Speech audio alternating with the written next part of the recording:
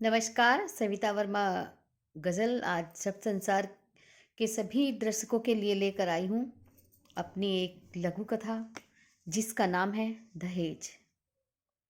तो सुनी गई लघु कथा।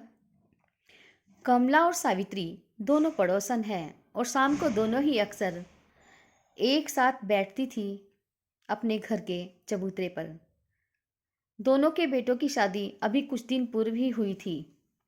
कमला की बहू जो काफ़ी दहेज लेकर आई थी, दूसरी ओर सावित्री की बहू सिर्फ थोड़ा बहुत।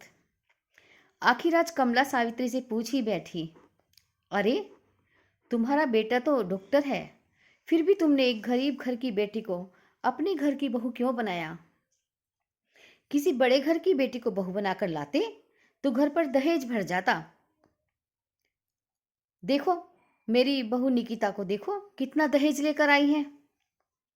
सावित्री कुछ बोलती कि उससे पहले ही कमला की बहू निकिता दरवाजे पर खड़ी होकर कमला से कहने लगी, मम्मी जी, मैं जरा मार्केट जा रही हूँ और हाँ, आने में थोड़ी देर हो जाएगी क्योंकि मुझे ब्यूटी पार्लर भी जाना है।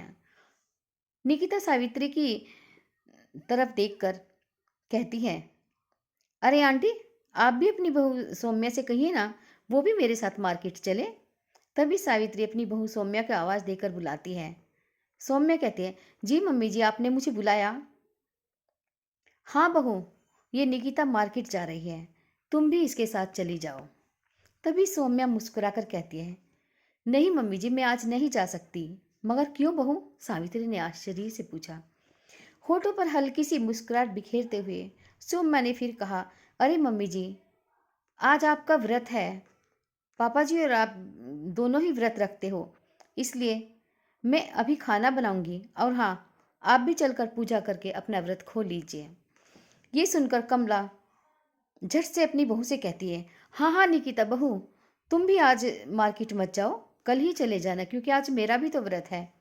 इससे पहले कि कमला कुछ कहती, निकिता बीच में बोल पड़ी, देखिए मम्मी जी, व्रत आपका है, मेरा नहीं। अपना और पापा जी का खाना बना लीजिए, हम दोनों आज खाना बाहर ही खाएंगे, निकिता कहकर चली गई।